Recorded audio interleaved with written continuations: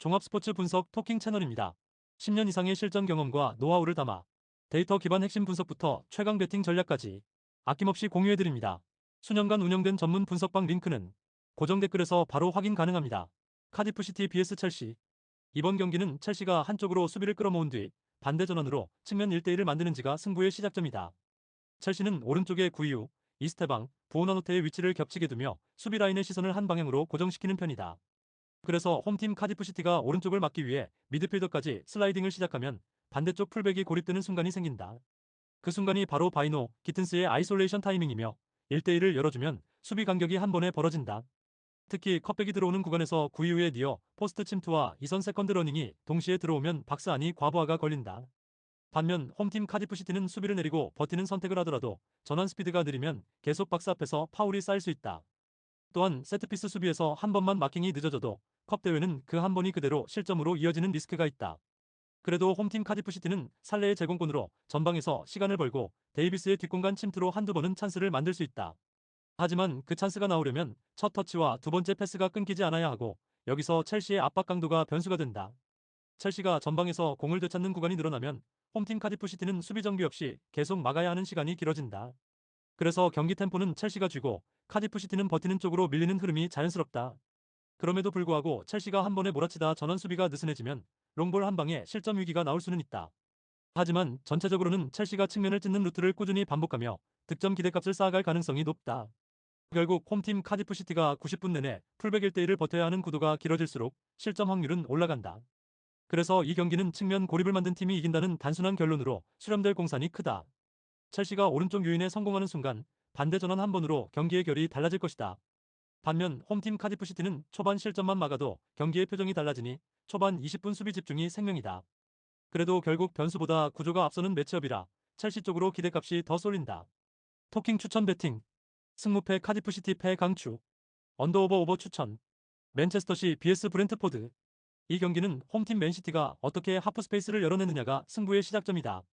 홈팀 맨시티는 터치라인에서 윙포워드와 풀백이 원투로 압박을 깨고 박스 측면 하프 스페이스로 파고드는 전개가 가장 위협적이다. 그래서 원정팀 브렌트퍼드 풀백이 안으로 좁히면 바깥이 열리고 바깥을 따라붙으면 안쪽 채널이 열리는 선택지 붕괴가 걸린다. 그리고 이 패턴이 몇 번만 반복되면 수비는 시선이 한쪽으로 쏠리고 라인 간격이 흔들리며 커버 타이밍이 늦어진다. 그 타이밍에 홈팀 맨시티는 오른쪽에서 상대를 몰아넣고 반대 전환 패스로 도구를 고립시키며 아이솔레이션을 변칙적으로 활용한다. 즉 한쪽에서 조직을 흔들고 반대편에서 개인으로 찢어내는 구조라 수비가 버티기가 까다롭다. 그럼에도 불구하고 원정팀 브렌트퍼드가 내려앉아 숫자를 채우면 박스 안은 촘촘해질 수 있다. 하지만 그럴수록 홀란드의 문전 움직임이 살아나고 한 번의 컵백이나 크로스의 마무리가 터질 확률이 올라간다. 또한 니코 곤살레스가 중원에서 템포를 정리해주면 무리한 전진이 줄어들고 세컨볼 경쟁력까지 홈팀 맨시티 쪽으로 붙는다. 반면에 원정팀 브렌트퍼드는 샤드의 스피드로 뒷공간을 노려야 하는데 볼이 끊기는 순간부터는 전진 루트가 급해진다. 그래서 담스고르가 중앙에서 풀어줘야 하지만 압박을 받는 구간에서는 전진 패스의 각이 막히며 티아고의 포스트 플레이도 고립될 수 있다. 그리고 원정팀 브렌트퍼드가 측면에서 1대1을 계속 허용하면 하프 스페이스 침투와 컵백 수비가 동시에 무너지는 장면이 나온다. 결국 이 경기는 홈팀 맨시티가 측면 패턴으로 수비에 발을 묶고 전원으로 도구를 살리며 박스 안에서는 홀란드로 끝내는 흐름이 유력하다. 초반에 한 골만 열리면 원정팀 브렌트퍼드는 라인을 올릴 수밖에 없고 그 순간부터는 공간이 더 커지며 실점 리스크가 급증한다. 그래서 운영 안정감과 전술 상성까지 감안하면 홈팀 맨시티 승리가 성립될 가능성이 높다. 토킹 추천 배팅. 승무패 맨시티 승 강추. 언더오버 오버 추천. 뉴캐슬 vs 풀럼. 이 경기는 풀럼의 공격적인 전방 압박이 오히려 뒷공간 노출로 되돌아오는 순간이 핵심 변수가 되는 매치업이다. 풀럼이 강하게 전방부터 눌러오면 경기 템포는 빨라지고 전환 장면의 횟수 자체가 늘어나는 흐름이다. 하지만 라인이 높아질수록 수비 뒷공간이 넓어지고 그 공간을 누가 먼저 파고드느냐가 승부를 가른다. 그래서 발 빠른 고든이 그 뒷공간을 효과적으로 찔러 들어가며 득점 찬스를 창출해낼 가능성이 높다. 뉴캐슬은 4-3-3 구조에서 중원 압박과 전진 패스가 맞물리면 공을 빼앗는 즉시 박스 근처까지 전개가 빨라지는 팀이다. 그리고 브루노 기마랑이스가 볼 방향을 한 번만 바꿔주면 측면에서 곧바로 속도가 붙으며 수비 라인이 뒤로 밀린다. 볼테마드는 제공권과 버티는 힘으로 문전에서 기준점을 만들어 크로스와 세컨드 찬스를 살아있는 공격으로 바꿀 수 있다. 그래서 박스 안에서 볼테마드가 한 번만 버텨줘도 뒤에서 따라오는 이선의 마무리각이 쉽게 열린다. 반면 풀럼은 압박이 성공할 때는 상대를 질식시키지만 한 번 탈압박이 풀리면 뒷공간 커버가 늦어지는 약점이 나온다.